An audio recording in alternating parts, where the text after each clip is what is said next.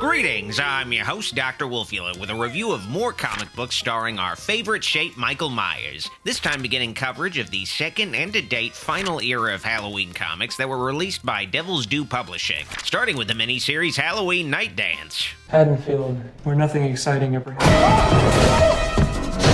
The first Halloween comic series was published in 2000 by the now defunct Chaos Comics, and I actually covered that 3-issue miniseries on the channel last year. If you missed that video, click the card or the link in the description. Before I discuss Nightdance, Devil's Due's first Halloween comic, I'm going to talk about a couple comics that preceded it.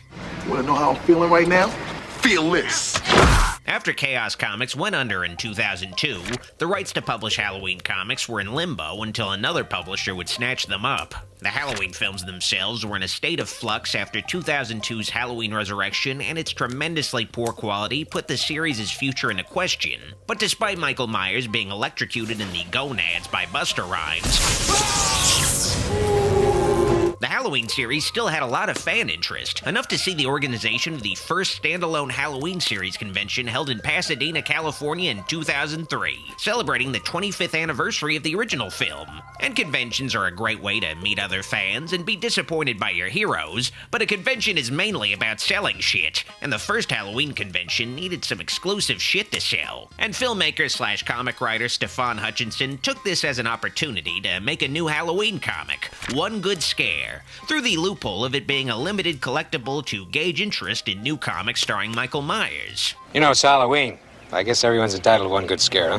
Yes, sir. The first of Hutchinson's Halloween comics, One Good Scare is a standalone tale that was intended to act as a backdoor pilot for more issues to come involving a legacy character from the original Halloween and the offspring of an icon of the series. Now, this was the first of many comics written by Hutchinson that take place in the Halloween H20 timeline, where only Halloween 1, 2, H20, and Resurrection are connected. Chaos Comics Halloween made some hasty retcons to try to make the Cult of Thorn of Halloween 6 canon, and Laurie strode the new shape after she definitively killed her brother Michael in H20.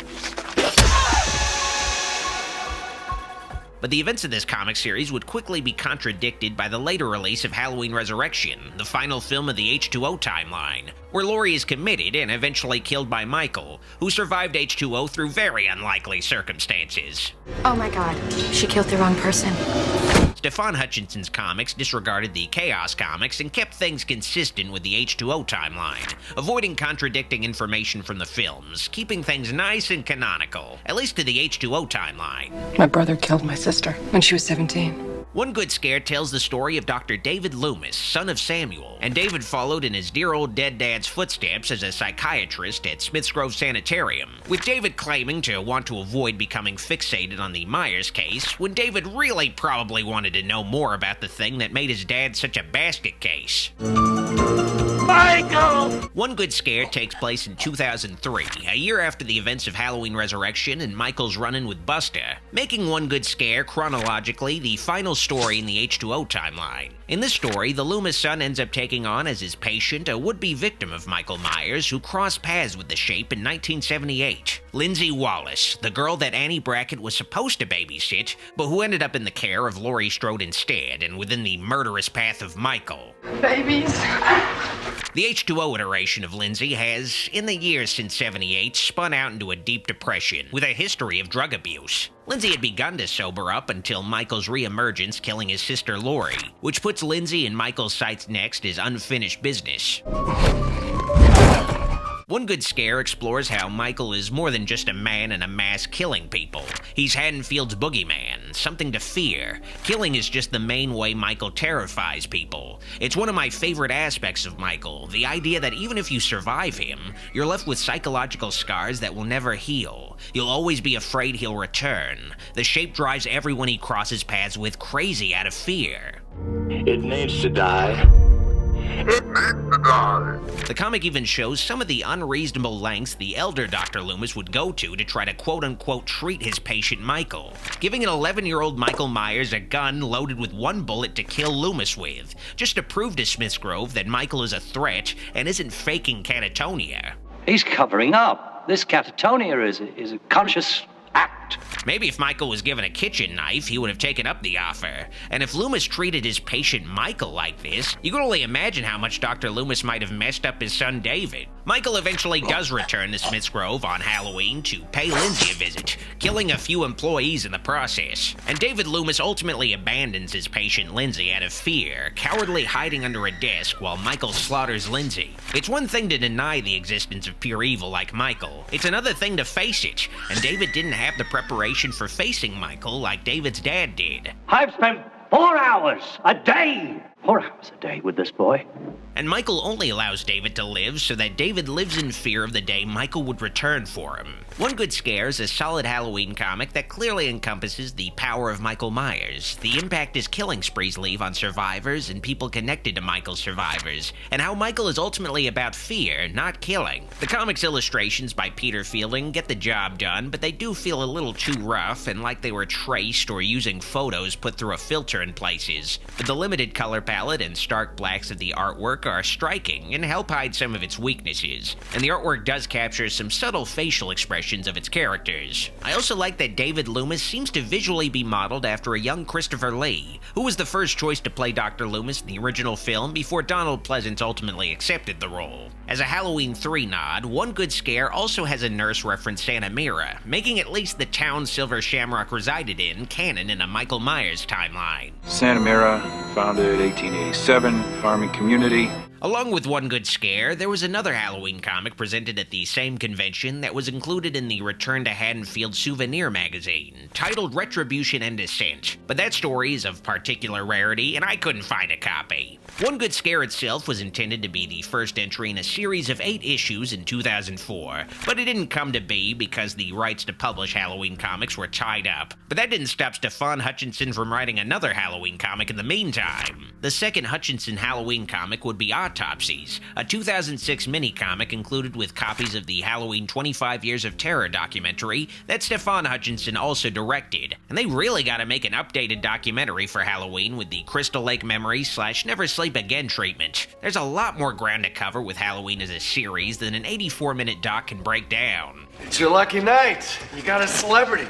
Getting back to the Autopsies promo comic, though, it mainly deals with a photographer named Patrick Carter, who's hired in 1993 to investigate the rumored return of Michael Myers, who is believed to have burned to death following the events of Halloween 2. But Michael's just a little quispy.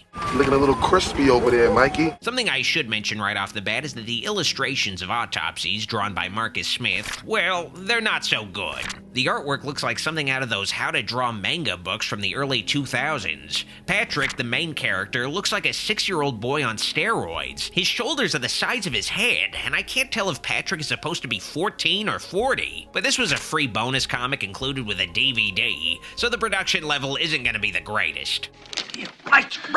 Right! The writing of the comic is pretty good at least. The character of Patrick is unable to live life in the moment. He always turned to movies and his photography to escape reality and experience it instead at a frame at a time, trying to make sense of the world at a distance, experiencing other people's lives instead of his own unfulfilling one. Film is reality for Patrick. His father was a projectionist who wanted to maintain the illusion for his son that film was real, but his little boy Patrick watched mesmerized at what seems to just be the Night of the Living Dead poster logo on a loop. The film suddenly stopped, and Patrick discovered his father died of a heart attack. Yeah, a lot of people don't know this, but a film projectionist's heart rate is synced with their projector, and if your movie suddenly stops, that means your projectionist is dead, and you can go to the lobby and ask for a refund. Enjoy the horror fun, Doctor. But yeah, Autopsies basically draws parallels between Patrick, a photojournalist, and his quarry, the elusive Michael Myers. Patrick has an emptiness inside him that he hides behind a faked personality, a mask, and it becomes clear that Patrick has Michael's voyeuristic tendencies and an obsession with death, getting a particular kick out of a photo of the dead Annie Brackett, which makes Patrick weirdly admire Michael's handiwork. Michael carefully composes the deaths of his victims, and in their deaths, his victims are forever frozen in a moment like a photo. While following Dr. Loomis, though, Patrick catches the doc in an impromptu meeting with Annie's dad, Sheriff Brackett, and the story presents a parallel between Patrick and Dr. Loomis. Loomis was only a passive observer of Haddonfield's tragedy. He had no personal stake in what happened, so Loomis will never understand the pain Michael inflicted on the town in the same way that a photograph can only tell so much of a story. It's a limited perspective. So what have you done? I haven't done anything. You let him out! Patrick unintentionally becomes part of Haddonfield's story, though, when Michael catches Patrick creeping on Loomis, unaware that the Shape has exclusive Loomis creeping rights, and the boy-man Patrick ends up another Michael Myers statistic on the autopsy table. Rolls of film inside Patrick's eyes containing the last moments he captured with his true eye. The good news is that this gets Dr. Loomis to move out of Haddonfield to Langdon with Nurse Chambers, though. I don't know why she'd want to live with Loomis. I guess she was desperate for a roommate. Hasn't anyone told you? Secondhand smoke kills. Yeah, but they're all dead. Like I said, Halloween Autopsies is a pretty good story. It's just the artwork isn't great, and it's a tiny comic that goes for $100 on eBay, so it's probably not worth the high asking price unless you're a serious Halloween completionist. Autopsies does foreshadow some deaths shown in future Hutchinson Halloween comics, and it does also lead into an illustrated online short story titled Sam. Written by Hutchinson and telling about Michael's last run-in with Loomis on the doc's deathbed, with Michael finally killing somebody close to Loomis in the form of his old friend Elizabeth Worthington, and Michael ultimately reveals that he knows his sister Lori is still alive as Loomis finally dies, leading into Halloween H20, but also setting the table for a full-blown Halloween comic book series released by Devil's Due Publishing in 2008, Halloween Nightdance, a 4-issue miniseries written by Hutchinson and drawn by Tim Seeley. Nightdance is easily the best Halloween comic, though there isn't much in the way of competition, but still, it's pretty good, and if it was a film sequel, it would probably be one of the best, though, again, not a lot of great competition there either, admittedly. Before I get to my review of Halloween Nightdance, though, I want to give a shout out to my sponsor, me! Pledge to my Patreon today to support the channel, help it continue to grow, and you'll also get access to weekly movie nights every Sunday, and archive commentaries if you miss the movie nights live. Just $5 a month to get a movie night every week. Here are the movies I'll be streaming next Sunday. Pledge to patreon.com/Dr. Wolfula if you're interested in my bonus streams, and I thank you in advance. Yeah, you know, every town has something like this happen. Halloween Nightdance takes place in 2000 between the events of H20 and Michael eventually crashing a Busta Rhymes party in the Myers house, but Nightdance doesn't really connect to any of the movies directly. It's a purely standalone story that doesn't even take place in Haddonfield, instead in Russellville, a mirror of Haddonfield mentioned by the cemetery keeper in the original film, but never actually seen in the movies. The hometown of another boogeyman named Charlie Bowles, who killed his family the year Michael killed his sister, for seemingly no reason, much like The Shape. I remember over in Russellville, old Charlie Bowles, about 15 years ago. He got himself a hacksaw, and then he proceeded... Where are we? Nightdance primarily tells the story of Lisa Thomas, a high school girl who, 2 years ago, lost track of Daniel, a kid she was babysitting. And when Lisa chased the dumb kid into the old Charlie Bowles place, she and her young charge became trapped in the cellar by a familiar shape. Days later, Lisa and Daniel were eventually found, but the experience caused Lisa to have recurring nightmares of the ordeal, broken up by dreams of coming out of the experience, dancing alone in twilight with control over her destiny. Lisa's side of the story is broken up with a plot thread involving a Chicago couple by the name of Ryan and Marcy, who head over to Russellville when Marcy's family fall out of contact with them for mysterious reasons. Tying all of this together, like usual, is Michael Myers, who's hunkered down in Charlie Bowles' house, torturing an unfortunate couple who explored the place. But when Abigail here breaks free and finds Michael warming himself by the fire of her boyfriend's burning flesh, Abigail figures it's about time she hit the old dusty trail, but forgets that sometimes cars will use the road too, and Abigail ends up accidentally run over by Ryan and Marcy. Marcy discovers Abigail alive, though, but Marcy won't be able to consider herself so lucky as Michael takes Marcy away by knife into the darkness. And when Ryan comes to the next day, he takes the injured Abigail to the hospital, looking for answers of where Michael took his wife. But when the police aren't too receptive to the idea of Michael Myers still being alive, Ryan takes it upon himself to find the Shape. What's the boogeyman? As a matter of fact, it was. Stefan Hutchinson's ultimate goal with his Halloween comics was, especially with the Rob Zombie film starting from scratch, to bring the character of Michael Myers back to his roots as an ambiguous force of evil with no clear motivations. And this intention makes Nightdance feel like the purest sequel to the original Halloween, in the sense that the only thing carried over from the original film is Michael Myers himself. There are no other legacy characters or cameo appearances. It's just Michael in a new town doing his thing, without needing a family member to be his main target or having Laurie Strode involved in some way. Instead, Nightdance recontextualizes Michael's slaying of family members by making him fixated on Lisa Thomas, not because she's some secret niece or something, but because Lisa reminds him of Judith, his older sister, with Michael sending Lisa creepy, sexual, violent drawings under the guise of them being sent by Daniel, the boy Lisa babysat when she had her first run-in with Michael. Looks like your little boy's got himself quite an imagination. I think it's cool. Michael is kept an ambiguous boogeyman in Nightdance, but through his stalking of Lisa, the story presents some clues to why Michael kills. In one case, borrowing an idea from the original film's novelization that Michael had an incestuous fixation on his sister Judith, which is weird, but that, according to John Carpenter himself, is a key element of Michael Myers. He's repressed. He holds back all of his emotions to the point where he doesn't speak, wearing masks to hide himself from the world. Being a clown, hiding his true feelings behind a false smile, a false face, and the only way Michael can reconcile confusing adult feelings is by killing. Nightdance's central theme is a fear of growing old and dying, the uncertainty of the future, forgetting childhood fears of boogeymen on a night like Halloween as real-world problems push those silly fears to the side. As a boy, when Michael killed Judith, he kept her young and, in his eyes, innocent forever, untainted by the grown-up world, and Michael decided to keep reliving that Halloween night over and over again, and in doing so, he gives all of Haddonfield a boogeyman to fear, making a child's fear on a Halloween night something tangible that you can never grow out of.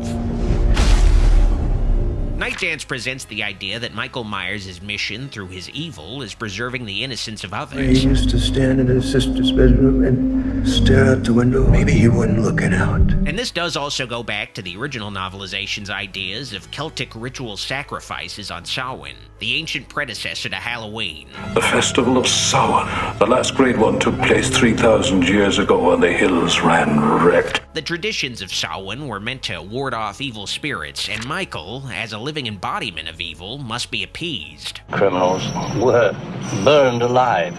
By observing the way they died, the Druids believed they could see omens of the future. None of this is outright stated in Nightdance, though. It's all kept ambiguous, as it should be. The comic just presents ideas that can be freely interpreted, unlike with, say, the Cult of Thorn explicitly making Michael an immortal agent of evil on Halloween. With Nightdance, it can be interpreted that Michael may or may not perceive himself this way without any overt supernatural elements. Like with the original Halloween, there are ideas of what Michael is, but it's left open-ended.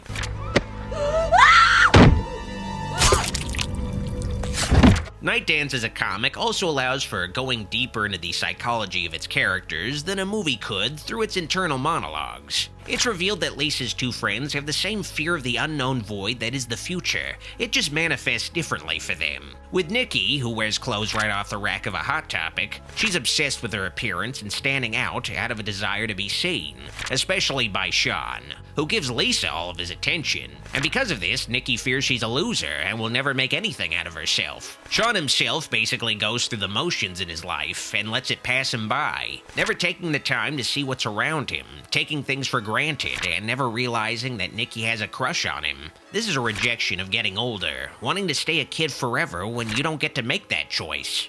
In the end, we don't decide these things, you know. The planets do. Things come to a head when Michael stabs Lisa's friend Nikki in the head after making the girl bob for her last apple.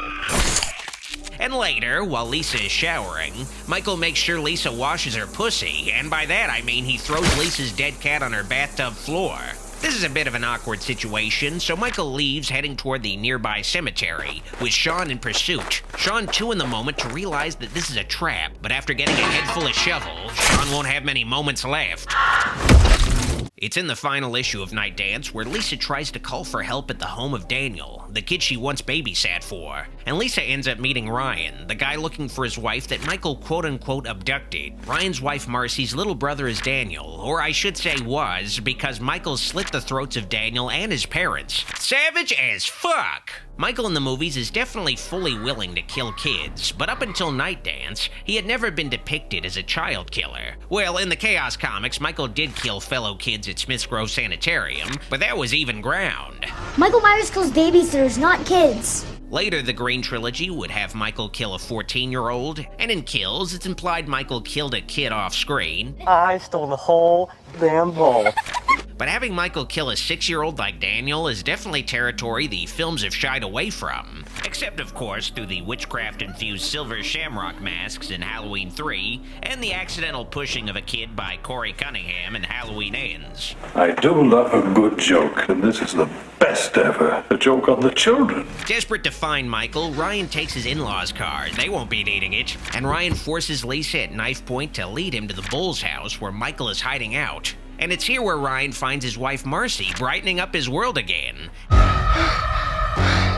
And unsurprisingly, Ryan and Lisa fell into another trap by the Shape. And as the police arrive, Michael thinks fast, cutting Ryan's tongue out and breaking Ryan's fingers. And Michael puts one of his masks on Ryan to make it look like Ryan is the Shape, with Ryan unable to speak or remove the mask as the cops gun Ryan down unarmed because it's Michael Myers they're dealing with here. This moment is basically a much better executed version of Michael switching places with the Orderly in Resurrection, making it appear that the entire killing spree in Russellville, the entire events of Halloween Nightdance, were just perpetrated by some copycat, and that the real Michael Myers is definitely dead. This is Michael Myers at his most clever. Nightdance easily has an ending bleaker than any of the movies, and the films don't usually have picture postcard endings. Michael ultimately buries Lisa alive, naked in a coffin filled with broken glass beneath a grave marked Judith Myers, an image it seems like Rob Zombie might have borrowed for his weird music video dream sequence in his Halloween 2. Lisa becomes like the ballerina in her music box, closed off from the world, forever dancing in the void. It's a downer ending. The males in the story take Lisa's choices from her, and it leads to a total loss of freedom taken from her by Michael. It's a pretty tragic finale, but these tie-in comics tend to have dour endings with the villain triumphant in order to avoid disrupting the continuity of the films too much. And it's good to have endings where Michael wins because it makes him scarier, something that sometimes can't be beaten. And outside of Halloween Kills, Michael has inflicted some kind of loss in every single one of his film appearances. Is this some kind of joke? I've been trick-or-treated to death tonight. You don't know what death is. Halloween Nightdance is for sure the best Halloween comic book. It takes things back to basics and recontextualizes Michael as a killer, refocusing his violent mission in a time when he was still fixated on offing family members. And Tim Seeley's artwork in the comic is great. It's very dark and atmospheric visually, but there's a warmth and vulnerability in the way the characters are drawn that makes their suffering seem real. And Elizabeth John's coloring really captures Dean Cundy's lighting and color timing from the original film, making Nightdance feel like a seamless companion to Carpenter's original movie. Nightdance is also the only Halloween comic that was collected into a graphic novel format, which featured an exclusive short story delving into the legend of Charlie Bowles. But the Nightdance graphic novel collection is out of print and has become a collector's item. Still, out of all the Halloween comics, Nightdance is the one story every fan of Michael Myers should read. I give Halloween Nightdance bobbing for apples out of jack-o'-lanterns. Gonna get ya. No, he's not. Hey, nobody's getting anybody. Stop scaring each other. Next time, I'll be covering the final Halloween comic stories released by Devil's Due Publishing, primarily featuring the first death of Laurie Strode. And I'll also talk about why they suddenly stopped making Halloween comics completely. See you then, but let me know what you thought about Nightdance in the comments below. This video is made possible through the pledges of my Patreon supporters, and I'd like to give a very special thanks to the kind folks pledged to my shoutouts tier. All of their support on Patreon means a lot to me, and it helps my dark influence continue to grow. If you liked this video, like it, and if you loved it, click the subscribe and bell buttons for more videos. Be sure to also keep in touch by following me on social media at Dr. Wolfula. While I still have your attention, consider pledging to my Patreon to support the channel and get bonus content like private movie night streams with me and credits in my videos. Consider pledging at patreon.com/Dr. Wolfula. Also, check out official Dr. Wolfula merch on tpublic.com/user/Dr. Wolfula. Thanks for watching. Dr. Wolfula signing out.